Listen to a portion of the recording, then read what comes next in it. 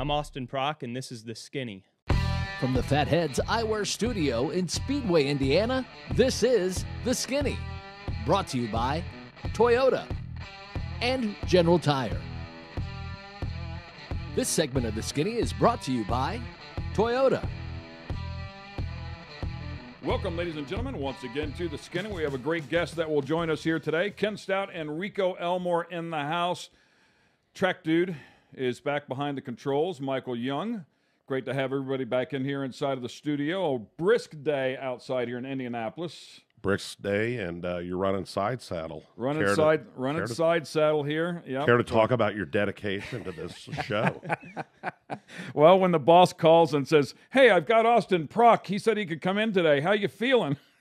4 days after you're off the surgery table from full knee replacement, I'm like, yeah, I'll make it, man. I don't know how, but I'll make it. And Alice, your wife, was overly excited about us doing this. Yeah, she said this is really a bad idea. I'm like, so it worked out great. I've exercised a number of those over the course of time and came out on the other end, so I'll give her another swing and see what happens. See how it works out.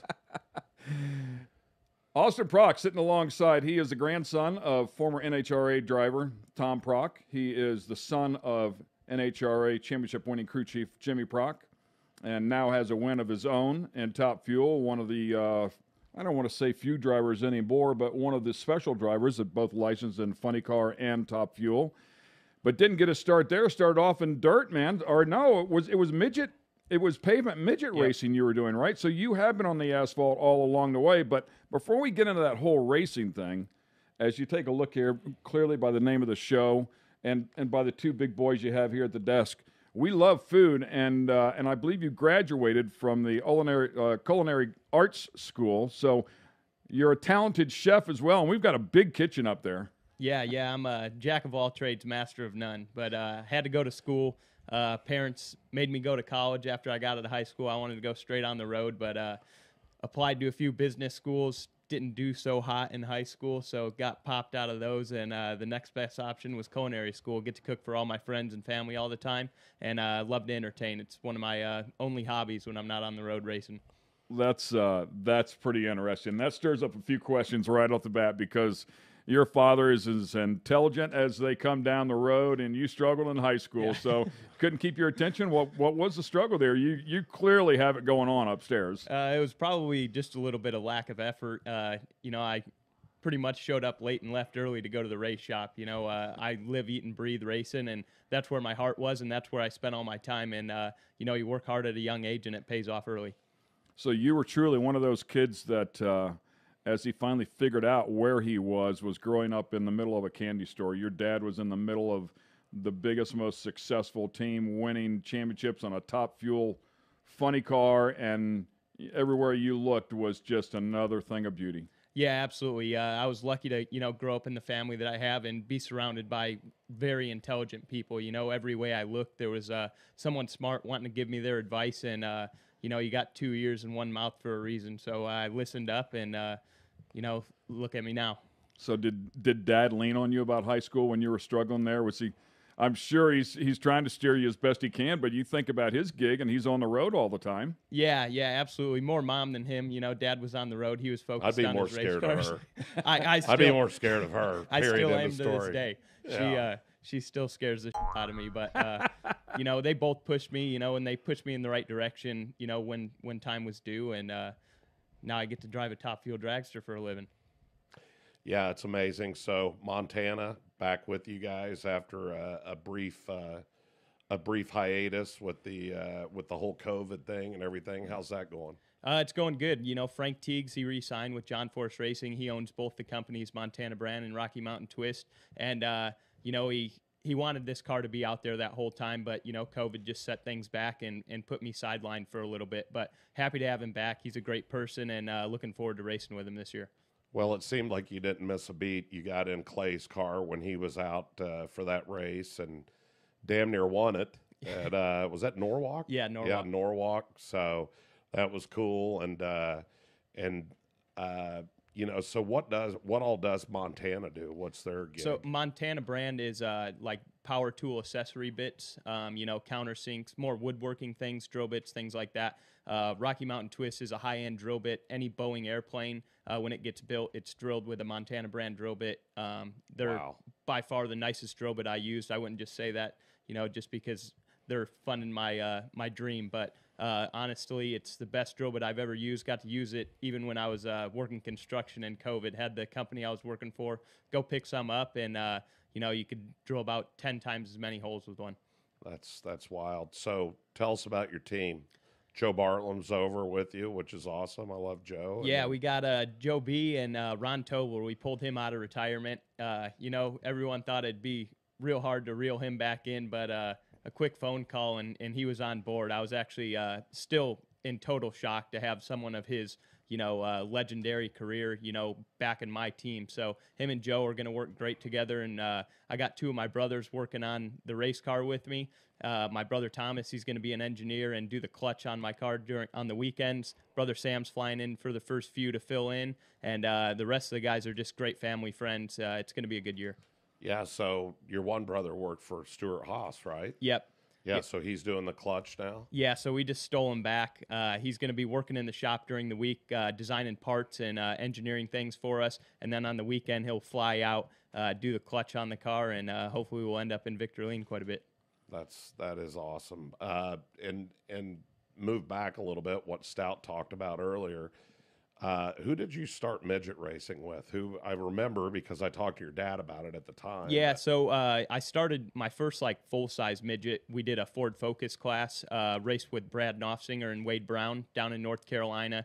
Did a few years there, and then we went out and bought our own national midget operation, and Tony Stewart allowed us to work out of his race shop there. So me and my brother, we've worked together our whole career since I started when I was 10 and he was 12. So for this whole deal to come back full circle and get to race together is pretty sweet. How was SHR about losing him? Probably not excited. Yeah, they weren't the fondest of it. They understood, racing with family is what it's all about, and they wanted him to stay, and it sounds like he'll have a job there anytime he needs to go back, if so. Yeah, I know Tony spoke highly of him and, speaks highly of your family. And what a place to work out of when you're, running a midget. So that's not too bad of a place to run through. Yeah, so. Absolutely. Tony did a lot for us in our, our career circle track racing, and definitely couldn't have got as far as we did without his support. So all the kudos to him. And now I get to race with him on a professional level in drag cars. So pretty sweet. What do you think of his team and all this craziness he's brought into play? I think it's good for the sport. For him to even manage to put a team together and how the world is right now, how hard it is to get materials and parts and things like that, that's an unbelievable story in itself. So I'm excited to see how it all pans out for him. I'm sure that both cars are going to run really well. You got Dickie Venables and Matt Hagan on one side, and you got Leah and Neil Strasbog. He's deserved a shot at tuning one of these things for a while, and he's got a great opportunity in front of him. Yeah, should be a lot of fun. 26 years old, man. You have a wealth of knowledge in this sport. You're clearly switched on, man. A lot of jealous kids, by the way, too. You grow up, you're 10 years old, and you're already inside a Tony Stewart shop running midgets. Everybody would dream of that, and to see you continue on and now be with Force, obviously, as you mentioned, the entire family involved there. But, man, just a huge opportunity. But that opportunity isn't given to you because you're a Prock. I'm sure that opportunity had to be earned. Absolutely. Like I said earlier, I've worked my whole entire life to get to this point, and I finally achieved that in 2019. And when, the pandemic hit and it gets stripped away from you, it hurts. I was depressed there for a while, and, it definitely built character, and everything happens for a reason, and just happy to be back and living my dream again. I think we had the conversation, right? Yeah. We had that conversation. I told him, I said, it's all about timing, man. Yep. It'll come when it's supposed to. And at your age, I always mention this and talk about this. There's a lot of people that can be 26 that act 18, and there's some people that are 26 that can act 36. And, it's a lot of times around the people that you work with and that you're involved with. And for you to be racing, for JFR, there's probably nobody else harder in the paddock, if you will, in the pits, harder to get a ride or to run with. I mean, it's all family that runs his cars. Daughters, always daughters. Yep. You know, was son-in-law, but you know, Robert's still the family. But and then him, and now you. You know, again, and so it says a lot for what you've done and what he thinks of you, because I don't think by any means there's any gifts that come out of that South Point Circle building. Yeah, absolutely. It's definitely, you know, you couldn't dream of a better opportunity, and I'm blessed to be in this position. You know, we have the best funding, we have the best parts and pieces, and the best personnel in there, you know, and to add my crew chief lineup to that brain trust over there, as Forrest calls it, you know, I think it's going to be a great year for the company. Yeah, I couldn't agree more, and to really go off of what you said there, Rico. I don't know that the fans, the general fans, they always see John Forrest in his interviews, and everybody loves him, the high energy and the enthusiasm, the passion that he has for the sport and has maintained for an unbelievable amount of time. But what they don't see is the behind-the-scenes John Forrest, and to have the team that he has and to have the success that he has, the size of it, the sponsors that you were talking about, well-funded team, that is from relentless pursuit of chasing that dream. And there's nobody that works any harder. And with that said, once you get to that level, there's absolutely no excuses. And there's no room for anything other than excellence. I mean, he expects the absolute best because he's going to put you in the best situation.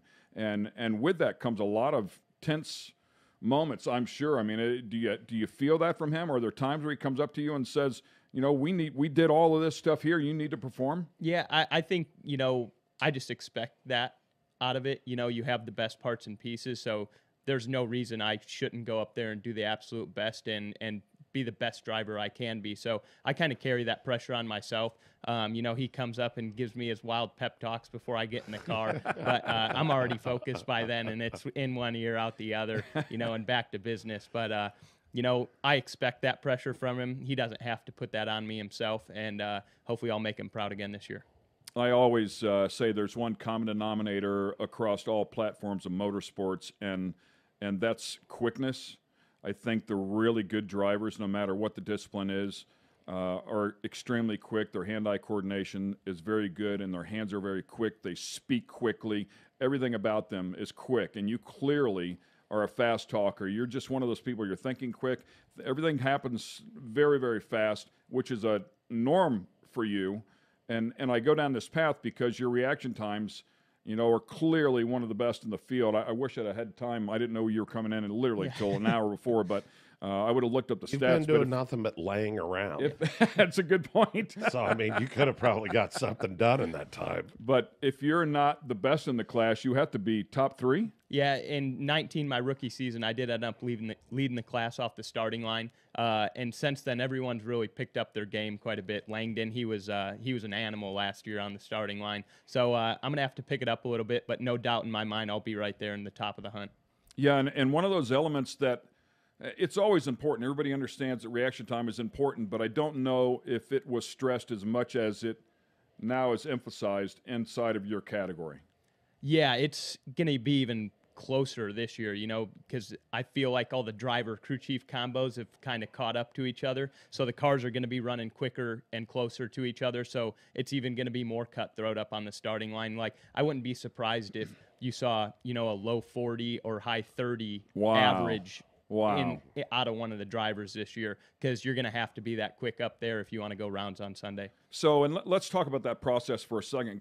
I think it's important to analyze it. Michael wants to go to a break. You want to take a quick break here, Michael? We'll come back on the other side. I've got a great question for him in regards to reaction time. Stay with us. We'll be right back with more from the young gun, Austin Prock.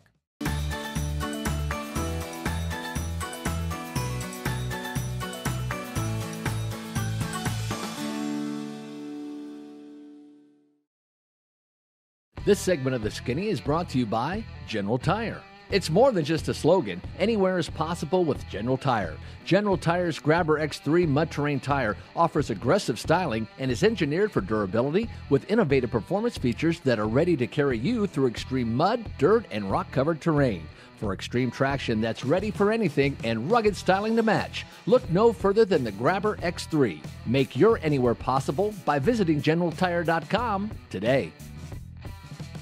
Welcome back to the Skinny. We have young gun Austin Prock inside of the studio with us here today. We'll be inside of his race car. Actually, the day you see this show, he'll start testing there in Phoenix. So we wish him the best of luck there. But we were talking about reaction times, and the numbers you just threw out as an average in the 30s or 40s, mind-boggling to me. I remember when a 70 was a psychic, reaction time and fuel.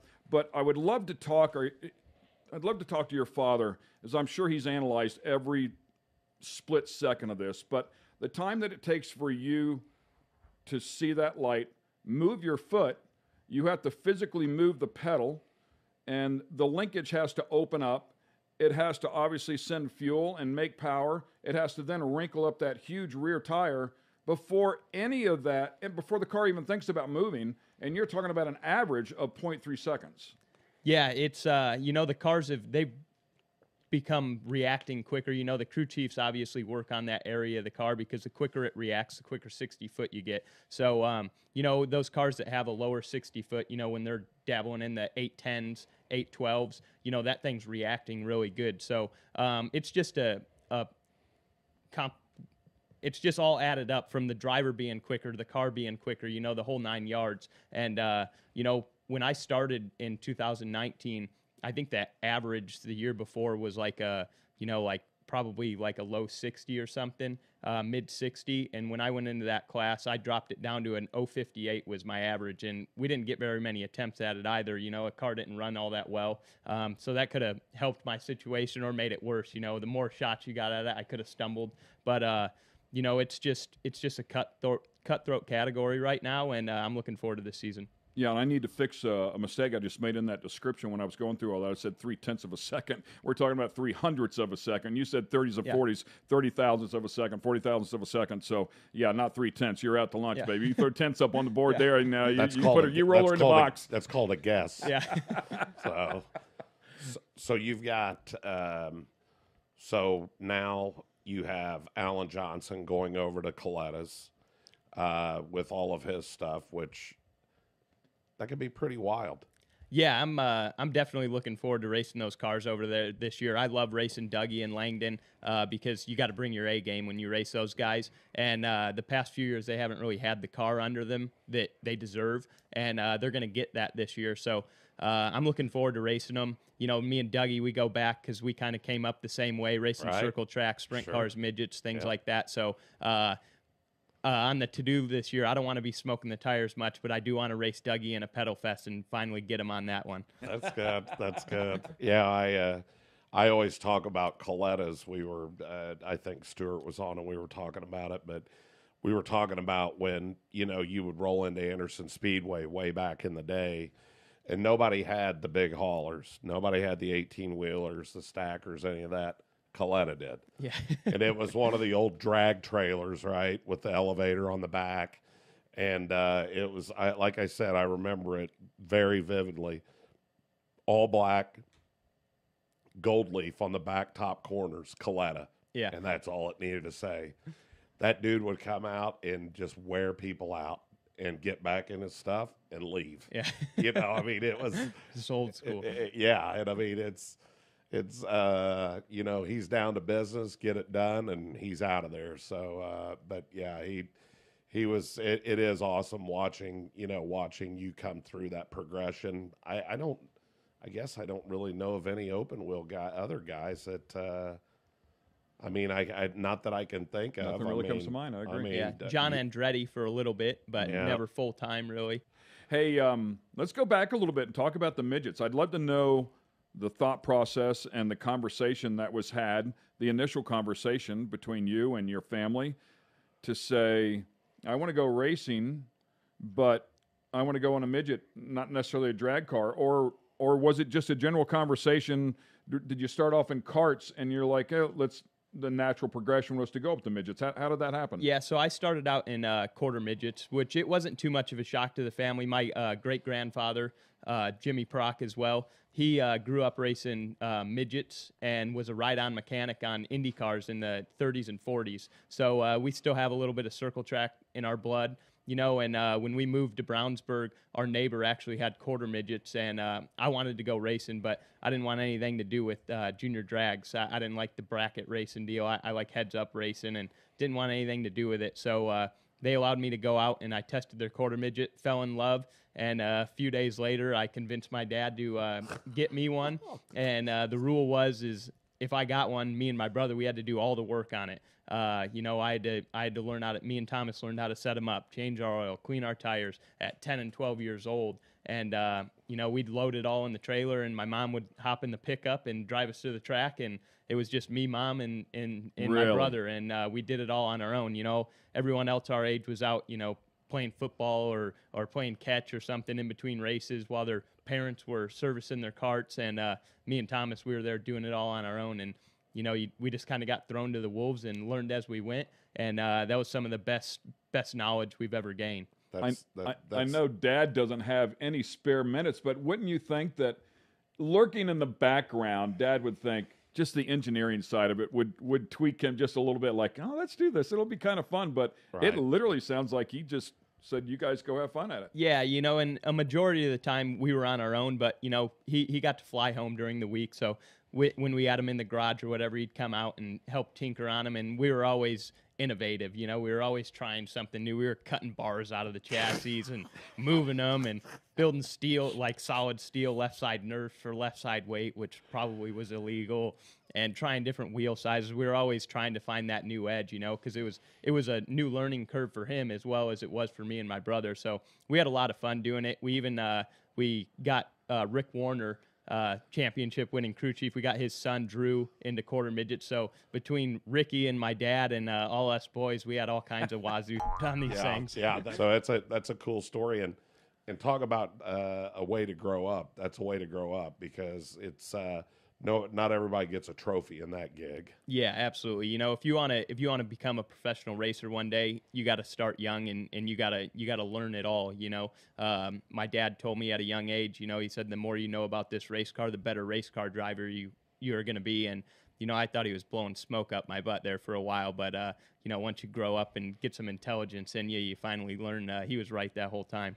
Yeah, and it's worth mentioning too that you were successful in the midget. You won a championship. Yeah, 2014 we won a pavement midget championship, and you know, I loved racing that car. I wish I could have kept it. You know, I wish our finances were a little different back then, where I could still have that, you know, in my pocket. But loved that car, and I just loved pavement midget racing. If I could ever get in one again, I wouldn't blink an eye.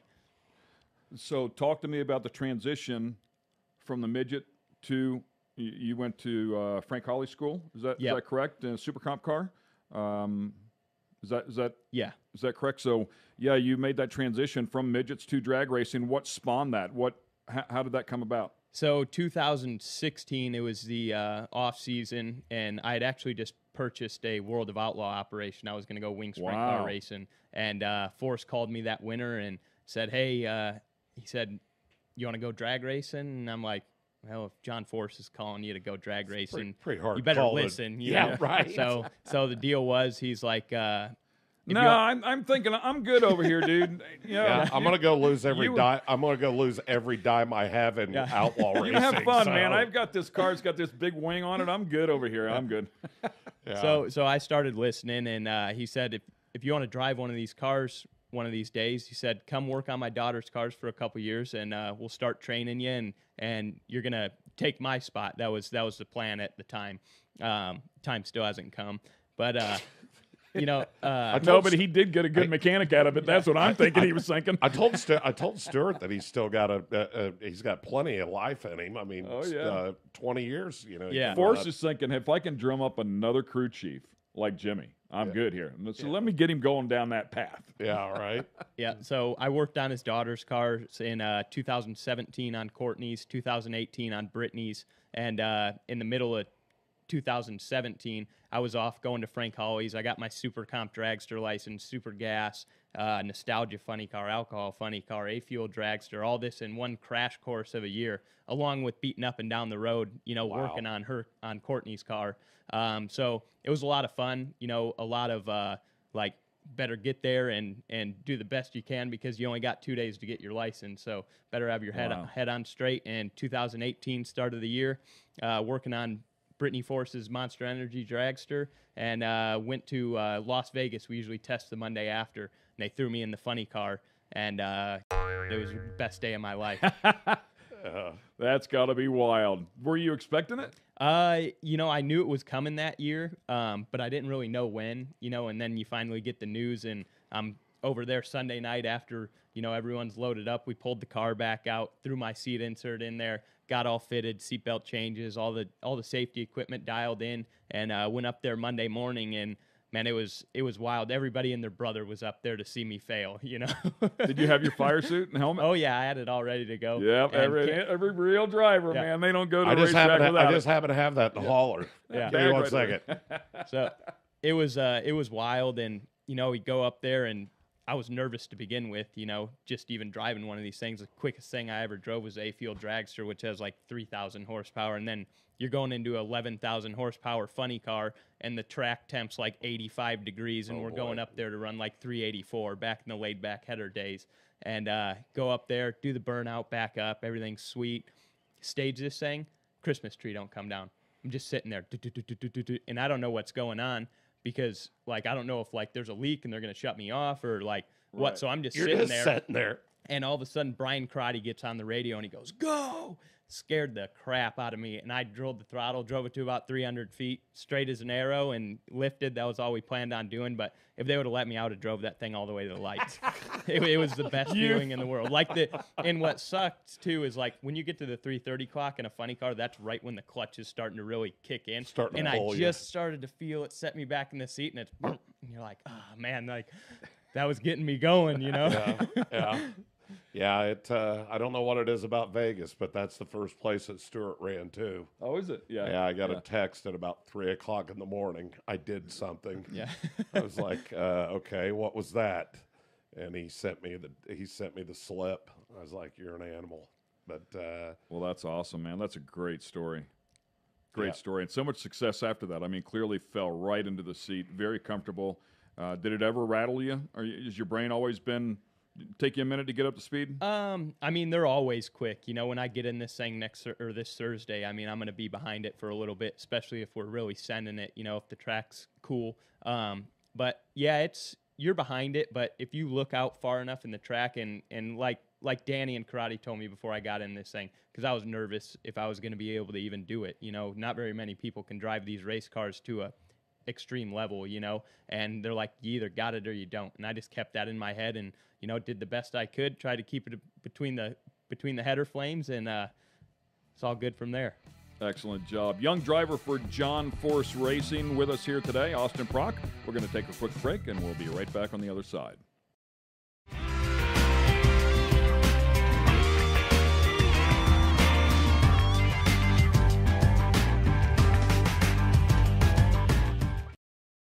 This segment of The Skinny is brought to you by Toyota.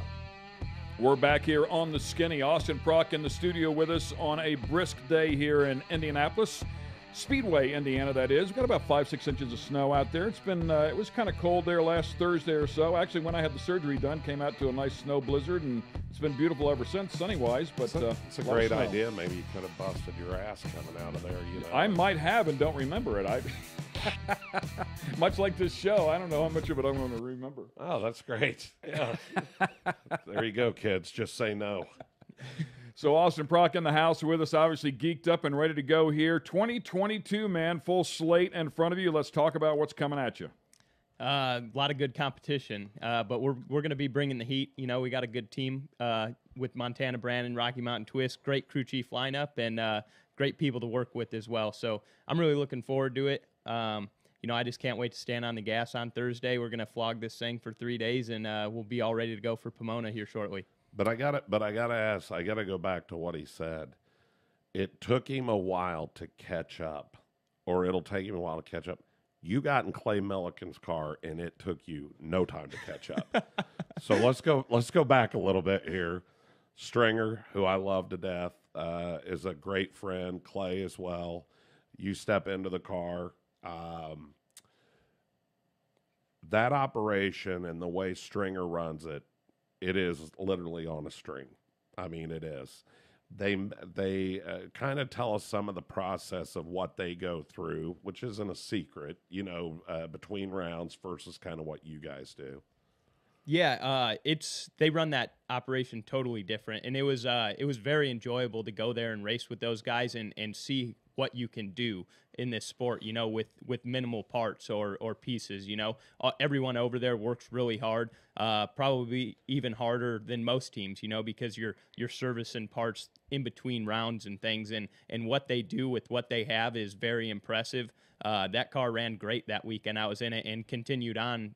I felt like that was almost the turning point for that car last year. After I got done running it, it consistently went up and down the track quick. And I really appreciate what they do for the sport and how well they run on what they do.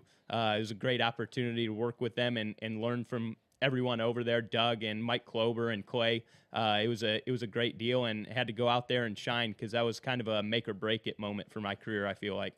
Yeah, it was amazing. I mean, if there was anybody not rooting for you, they were not very good people. Yeah. Because it was definitely the underdog program coming in and not being not being in the car for a while. And I mean, you didn't miss a beat. I mean, Stout. So so the whole gist of it is, and correct me if I'm wrong anywhere here, but most of the time, they take the heads off, and usually another set goes on, headers usually mounted and everything. They actually rebuild the heads between rounds. Yeah. On every round. So, I mean, that is that in itself, how intense that is, because one, it's a quick turnaround, but two, you can't make any mistakes there. And there's a lot of pieces and parts that go back into all of that. And so that's what amazes me with Doug's program and what they put together there. Now, when you were at your hiatus, if you will, stayed at JFR and we're doing blowers. Yeah. Right? Tell us about that. Yeah, so going into last year, I obviously got the call, wasn't racing again that season, so second year out, and I'm like, man, what am I going to do? And they gave me an opportunity to go work on my old man's car with Robert Height driving, and got to build the superchargers. I've worked on superchargers before in 2018 on Alan Johnson's car, but that was a AJ blower with Darren Mayer rotors, totally different combination from what John Force Racing builds in-house. We build almost all of our parts in-house, and we build that blower from start to finish, end frames, rotors, cases, gears, you name it, every piece that goes into that thing. So when I got in there, it was a whole new learning curve, and that was still, we were kind of like phasing out of the COVID layoffs and things like that. So there wasn't very many people in there to teach me. So I had to kind of take myself under my own wing and just, guess how this went and that went and put my own twist on it, and ended up building one of the best blowers that's ever been pumped out of that shop. Threw it on the dyno, and we zinged this thing, and it went off the page on Race Pack. And my dad looks back at me and he goes, "Nice job, Austin." And he's never told me like good job before. And like that moment is like instilled in my head. It was like one of the coolest days of my life. Yeah. And after that, I was hungry to figure out why that supercharger was so good. So we started going through the other 3 superchargers he had, and we chased it all year long, just trying to figure out all these little things that add up to make more boost, mo boost, mo better. Yeah, right, right. So we chased that all year, and it was really fun working hands-on with my dad, and I learned a lot out of the deal. It was not what I wanted to be doing, but we made the best out of it. I'm more knowledgeable about the superchargers now and about, even just being a team player on a team, how to help manage a team, all those things. So I'm looking forward to bringing all that over to my own team this year. Get to drive cross country instead of fly cross country, right? Yeah, yep. Yeah, what's funny is I told this to Brian Loans earlier today, but all last year, all I wanted to do was fly to the races, because that meant I was back driving. And this year, yesterday when the trucks left, all I wanted to do was be in those trucks and driving it out to the track. You know, I didn't want to like see my baby go, you know. It was almost a bittersweet moment. So it's crazy how a year things can change your mind, but I'm really looking forward to getting to the racetrack tomorrow. That's awesome. Yeah, incredible stuff. I mean, it is super cool working with your father like that and making those memories like that.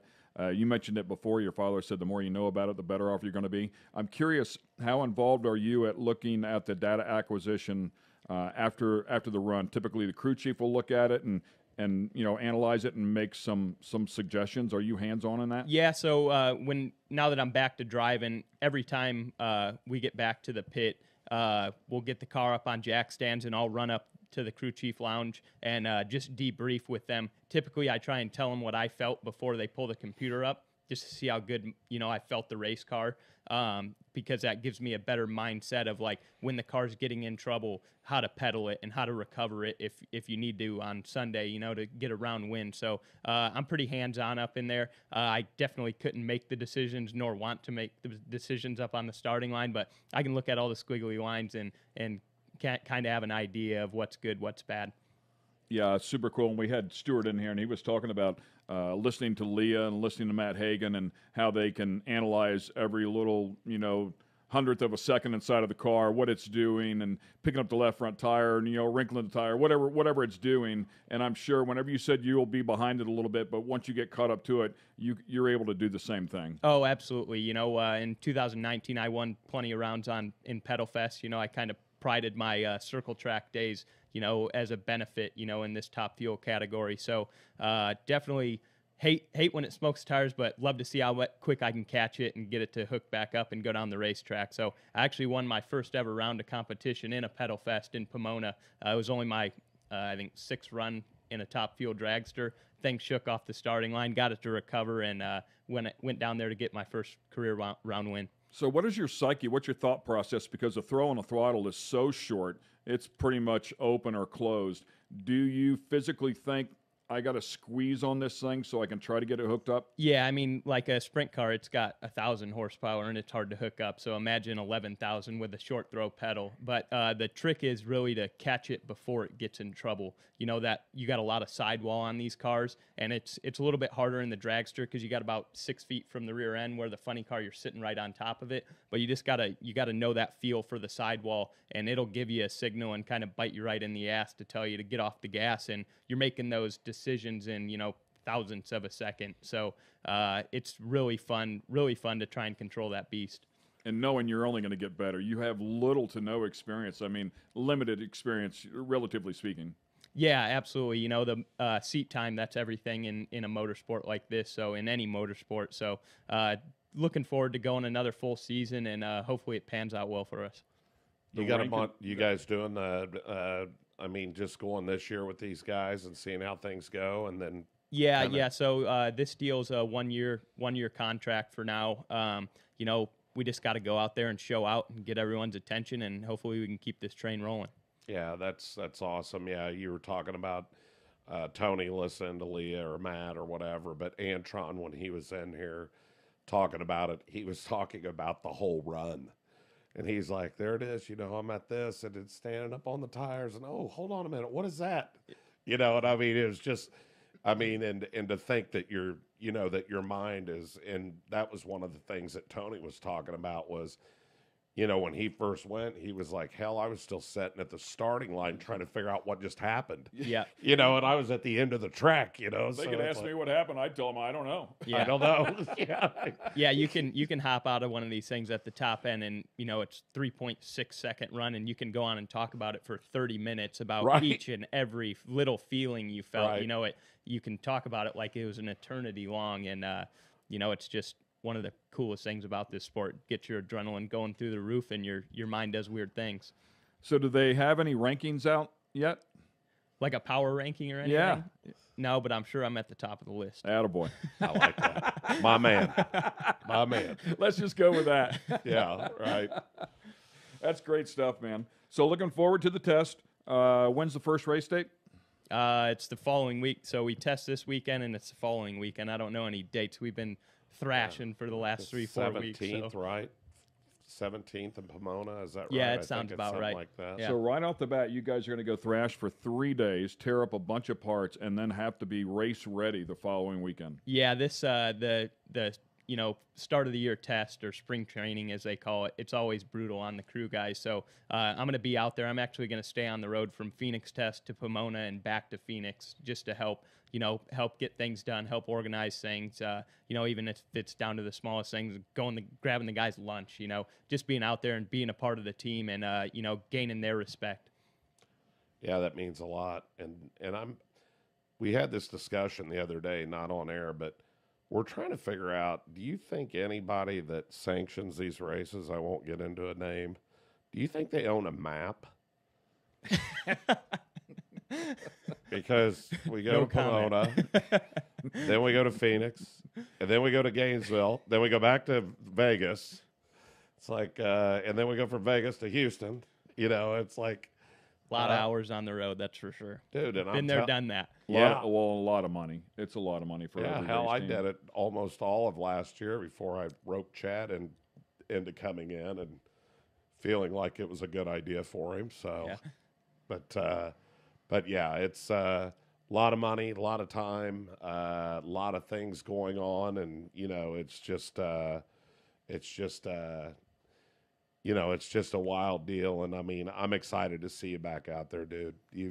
I think the conversation that we had and that we talked about was, J.R. Todd. When J.R. was, J.R. came into the program, man, he was, driving for Dexter Tuttle, in the Torco car, and was putting it on people like nobody's business. And then went to Lucas's program after that, and and kind of had a little bit of a setback and worked his way back into it. And again, it was all about timing. And I remember texting him after he won the championship, and I said, "This is what you were waiting on, or this is what was waiting on you, So it's all the same to you, man, and wish you the best of luck." I appreciate that. Yeah.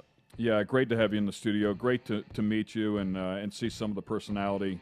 Man, so switched on. You are definitely wise beyond your years. 26 years old. You got a great run at it. Great team, great car. Certainly very capable. I expect you to be right in the thick of it, man. Yep. I plan on doing the same, and can't wait to get going. Ladies and gentlemen, Austin Prock here will be driving for John Force Racing here. Keep your eyes on him in 2022. He is hungry for a championship. Thanks for watching. Thanks for being with us here on The Skinny. This episode has been brought to you by Toyota and General Tire. For the latest in sunglasses, optical frames, accessories, and apparel, be sure to check out fatheads.com. That's Fatheads with a Z.